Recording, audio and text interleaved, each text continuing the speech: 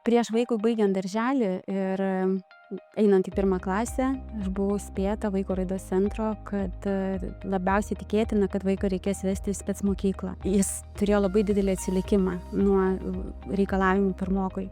Paskaičius internete, atėjau pasitarti į brindžymą, aptariam jo problemas ir galimybės, kaip visą tą išspręsti, ir sėkmingai vaikas nuėjo į eilinę paprastą bendro lavinimo mokyklą.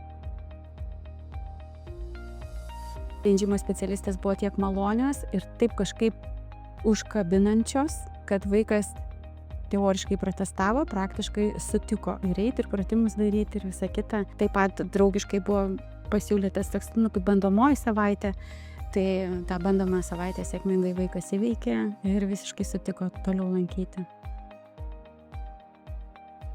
Pirmus pokyčius pastebėjom labai greitai, praėjus tik keliom savaitėm. Vaikas pasidarė daug labiau susidomėjęs savo aplinką.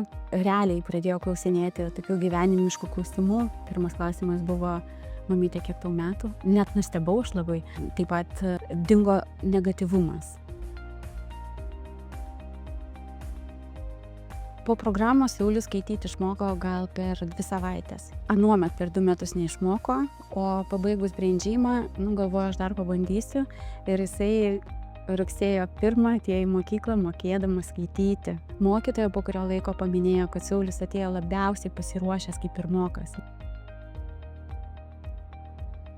Nustebino, kad pokytis jame įvyko didesnis negu kad kalbėjom, aptarinėjom su brindžymo atstovais.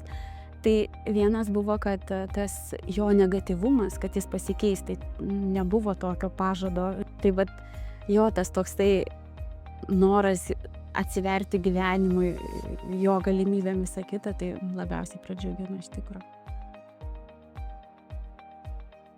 Kadangi mano vaikas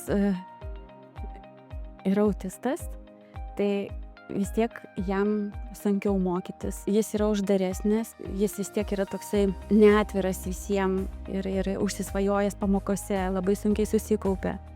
Tai tiesiog jau atėjo tas laikas, kai aš įvertinau, kad ir paauglystė ateina, ir jis jau paaugęs tiek, kad šį kartą susidomėt galbūt galėtų tais mokslais jau vieną kartą ir visiems laikam.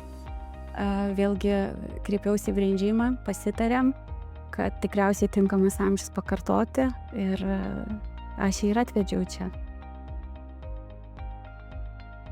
Aš jį rekomenduoju visiems. Todėl, kad mano bent vaiko atveju atsirado motyvacija, susidomėjimas, kad ne tik prasidėti gali mokykloje tas valandas svajodamas, bet gali išpešti rezultatą, suprasti kažką, ir visi gali pastebėti pokytį, kuris nutiko vaike po to, kai jisai pabaigė brindžymą. Ir man tai atrodo, kad tai yra nuostabi investicija į vaiką, į vaiko ateitį.